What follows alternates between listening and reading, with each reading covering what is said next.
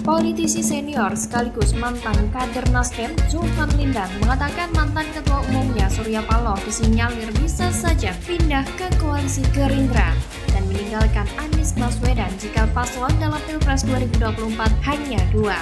Mas Surya Paloh itu akan berada di tempat lain kalau calon presiden dan calon wakil presidennya lebih dari dua, kata Zulfan Lindan melansir dari Total Politik Kamis 9 Februari 2023. Kalau calonnya hanya dua, misalnya, tidak ada pilihan bisa jadi dia merapat ke Prabowo, tambahnya. Meski begitu, wartawan senior Bambang Harimurti mengatakan bahwa apa kemungkinan itu kecil terjadi karena Surya Paloh dan Prabowo bukan sosok yang cocok.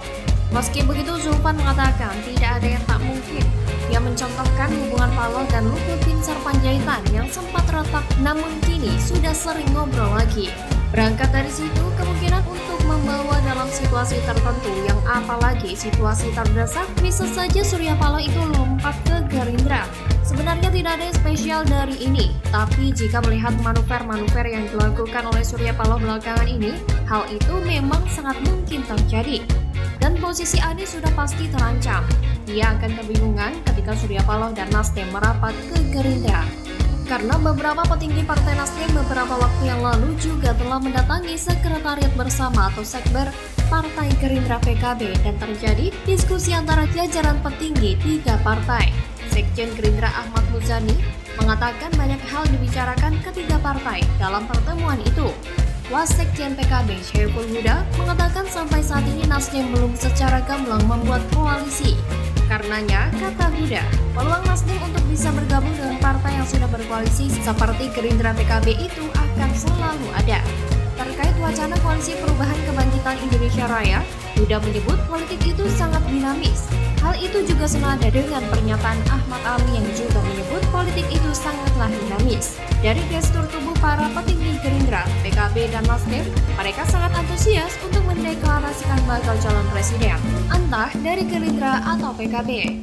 Itulah namanya politik. Besok kedelai, sore jadi tempe.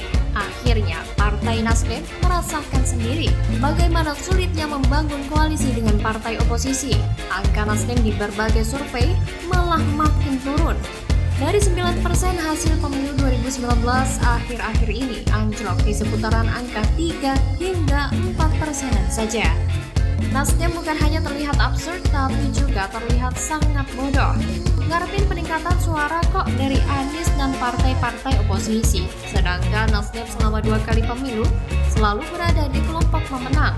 Aduh, setelah sekian lama saya kira Nasdem baru sadar bahwa mereka ini gak akan kemana-mana.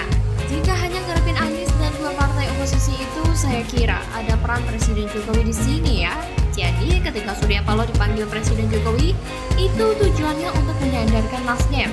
Mungkin Presiden Jokowi menantang logika Nasdem dan kemudian Surya Paloh tergugah pikiran dan kesadarannya. Di titik ini Nasdem nampaknya mereview semua rencana, semua yang terjadi, semua yang diharapkan terjadi tapi nggak kesampaian.